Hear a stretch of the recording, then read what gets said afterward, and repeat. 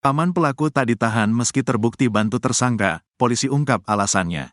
Sosok MJ, Paman Indra atau Is alias Indragen tidak ditahan pihak kepolisian meski terlibat kasus pembunuhan NKS 18.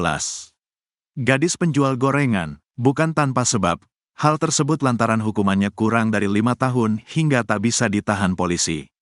Kendati demikian, MJ tidak ditahan oleh pihak kepolisian dalam kasus ini, karena hukuman atas tindakannya kurang dari 5 tahun. Jadi berdasarkan pasal 21 ayat 44 KUHP, bahwa perkara pidana yang ancamannya kurang dari 5 tahun tidak bisa ditahan, tuturnya. Hal itu sesuai dengan pasal yang dipersangkakan pada MJ, pasal 221 KUHP tentang tindak pidana obstruction of justice, yaitu perbuatan yang menghalang-halangi atau merintangi proses hukum, dengan ancaman hukuman 9 bulan. Namun, pihak kepolisian sudah menahan MJ dengan laporan tindak pidana lain yang masih dalam proses penyidikan. Jadi MJ ini sudah kami tahan dalam perkara lain yang sedang didalami oleh penyidik, mengingat adanya keterlibatan tersangka lain dalam kasus tersebut, jelasnya. Lebih jauh, sebelumnya MJ terlibat lantaran membantu pelarian Is, sang keponakan selama 11 hari.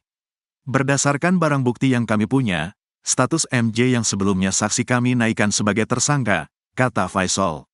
Is sendiri merupakan tersangka dalam kasus pembunuhan dan ruda paksa gadis penjual gorengan bernama Nia Kurnia Sari di Kayu Tanam, Padang Pariaman. Nia sebelumnya ditemukan meninggal dunia terkubur tanpa busana di lereng Bukit Kebun Warga, tak jauh dari rumahnya, Minggu, tanggal 20 September tahun 2024.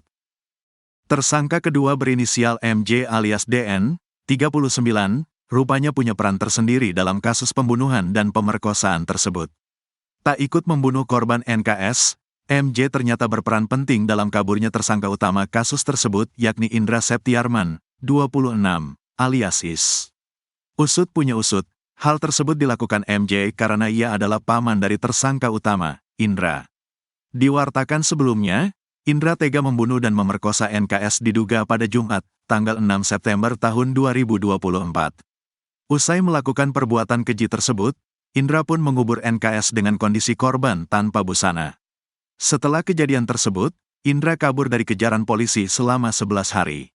Pelarian Indra sempat menyulitkan pihak kepolisian lantaran pelaku bersembunyi di hutan lebat dan selalu berhasil kabur. Hingga akhirnya Indra ditangkap sedang bersembunyi di loteng rumah kosong pemukiman warga pada Kamis, tanggal 19 September tahun 2024.